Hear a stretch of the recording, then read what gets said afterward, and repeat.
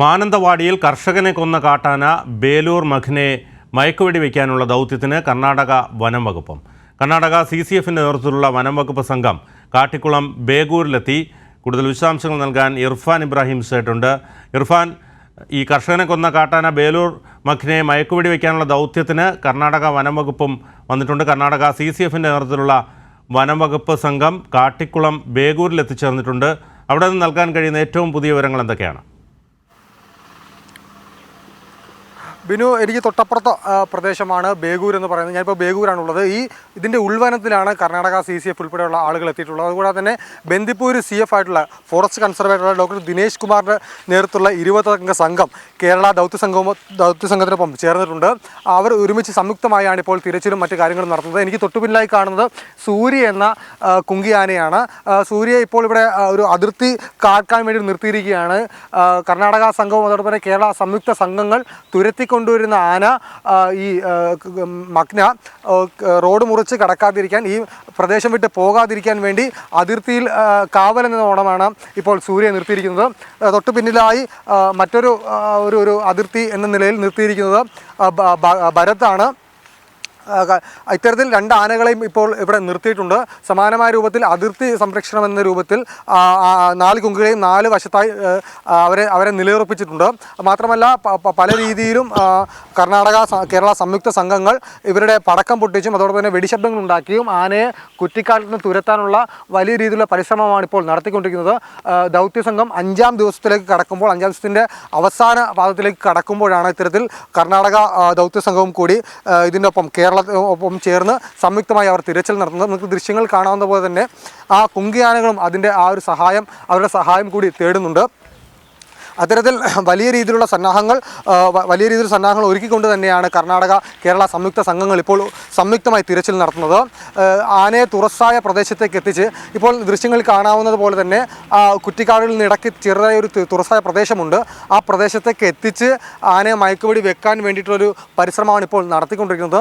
അത്തരത്തിൽ വലിയ രീതിയിലുള്ള ഒരു സന്നാഹങ്ങളോട് തന്നെയാണ് ഈ ദൗത്യ സംഘങ്ങളെല്ലാം തന്നെ പ്രവർത്തിക്കുന്നത്. സജ്ജമായി തന്നെയാണ് ഇവർ പ്രവർത്തിക്കുന്നത്. എന്തായാലും ഇന്ന് വൈകുന്നേരത്തോടുകൂടി ഇവരുടെ ദൗത്യം പൂർത്തീകരിക്കാൻ കഴിയുമെന്ന ശുഭപ്രതീക്ഷയിലാണ് കേരള വനം വകുപ്പിൻ്റെ ഉദ്യോഗസ്ഥരും അതോടൊപ്പം തന്നെ പോലീസ് ഉൾപ്പെടെയുള്ള മറ്റ് ദൗത്യസംഘത്തിലെ മറ്റംഗങ്ങളും.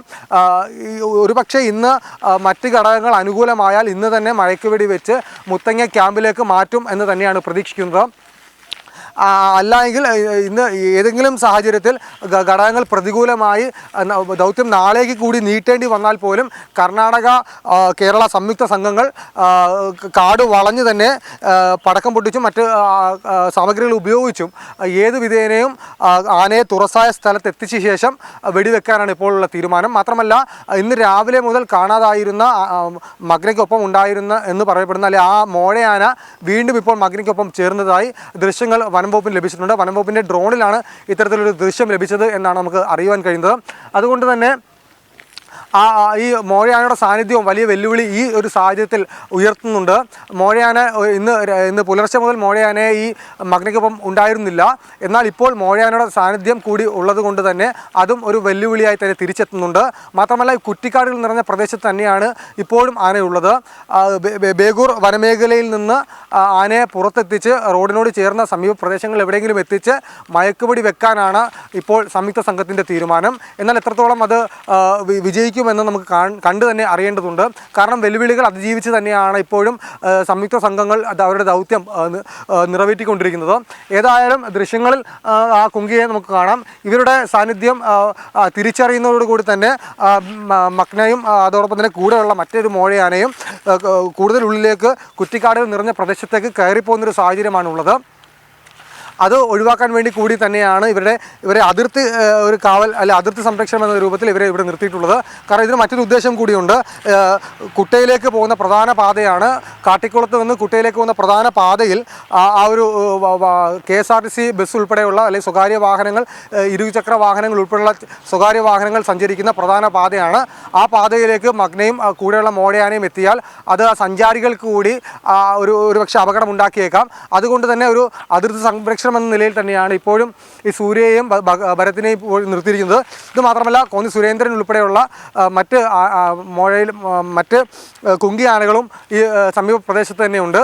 ഏതായാലും ഇന്ന് വൈകുന്നേരത്തോടുകൂടി മോഴയെ മാറ്റിക്കൊണ്ട് മഗ്നയെ ഒറ്റയ്ക്ക് തളയ്ക്കാൻ കഴിയുമെന്ന് തന്നെയാണ് കർണാടക സംയുക്ത വനംവകുപ്പ് സംഘത്തിൻ്റെ ഒരു പ്രതീക്ഷ. ശരി, മാനന്തവാടിയിൽ കർഷകനെ കൊന്ന കാട്ടാന ബേലൂർ മഖ്നയെ മയക്കുപിടി വയ്ക്കാനുള്ള ദൗത്യത്തിന് കർണാടക വനം വകുപ്പും കർണാടക CCFിൻ്റെ നേതൃത്വത്തിലുള്ള വനം വകുപ്പ് സംഘം കാട്ടിക്കുളം ബേഗൂരിൽ എത്തിച്ചേർന്നിട്ടുണ്ട്. വിശദമായ റിപ്പോർട്ടാണ് ഇർഫാൻ ഇബ്രാഹിം സേട്ട നൽകിയത്.